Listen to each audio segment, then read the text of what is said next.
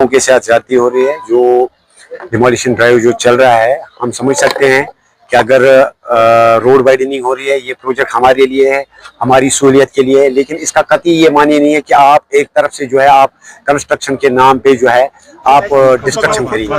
तो कुछ serious concern थे जिनको हमने इन रिटर्न भी एडमिनिस्ट्रेशन की नोट्स में लाया और उस पर जो है हमने अपनी सख्त नाराजगी का इजहार हम करते हैं, जिसमें आपने देखा होगा कि कल 2 पैसेंजर शेड्स, एक पालपुरा में और एक उद्दीपुरा में, उनको डिमोलिश किया गया without giving any prior notice to concern video. इस वक्त अगर पंचायत जो है इस वक्त फंक्शनल नहीं है, लेकिन इस वक्त वीडियो एक एडमिनिस्ट्रेटर है, वो कस्टोडियन है इस वक्त पंचायत का। अगर पंचायत के किसी भी एसेट को अगर कहीं टच करना है तो इसके लिए किसी भी कंपनी को या एडमिनिस्ट्रेशन को चाहिए कि वो वीडियो को लिखे। ऐसा जो ड्यू प्रोसीजर है वो फॉलो नहीं किया गया।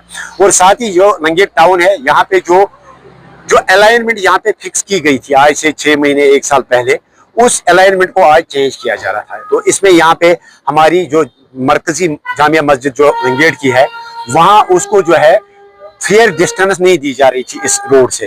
तो ये एक सीरियस इशू था यहाँ पे जो है लंगेट टाउन के जो रेजिडेंट्स हैं खासकर या एडजेसेंट जो एरियाज के जो है, क्योंकि एक मरकजी जामिया है। तो ये हमने एडमिनिस्ट्रेशन की नोट्स में लाया कि आपने जो पहली जो आपने डिमार्केशन जो फिक्स की है उसी के मुताबिक आप अलाइनमेंट जो है वो आप सेट कीजिए और उसी के मुताबिक आप नोटिस दे दीजिए लोगों को। और साथ ही साथ एक और सीरियस इशू जो है जो यहाँ पे हमने देखा, जो हमने पाया कि कुछ लोगों के जो मकानात आते हैं उनको अभी तक कोई मुआवजा नहीं मिला, उनको मुआवजा नहीं मिला, कोई प्रॉपर प्रोसीजर फॉलो नहीं किया गया, लैंड एक्विजिशन नहीं हुई है अभी तक।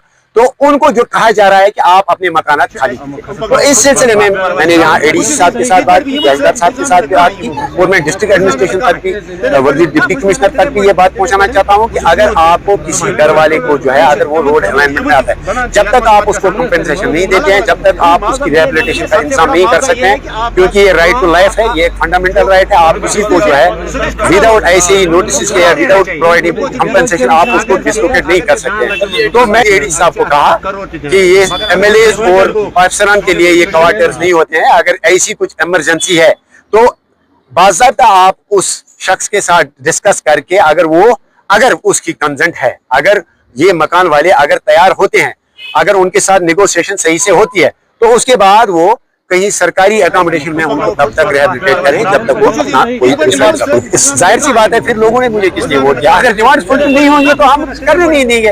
ये कोई नई बात नहीं है, इसमें क्या है, इसमें ये कोई उतना बड़ा मसला नहीं है। हाँ, ये तो फंडामेंटल राइट है, बेसिक राइट है लोगों का कि किसी का दुकान है या मस्जिद शरीफ हमारी है या किसी को कंपनसेशन नहीं मिला है, किसी का मकान है, तो जब तक उनको आप कंपनसेशन नहीं देते हैं, जब तक आप उनके साथ नेगोशिएशन नहीं करते, तब तक आप ऐसी हवा में जो है वही भले ही कितना बड़ा सेंट्रल प्रोजेक्ट हो, तब तक लोगों से बढ़कर कोई चीज नहीं होती है। तो ये हम उन तक भी पहुंचाना चाहते हैं जो ऐसे ही यहाँ आनंद फानन में आके जो है जो यहाँ डोजर लाते हैं। ये डोजर राज यहाँ लंगेट में नहीं चलता है, हम उन तक ये बात पहुंचाना।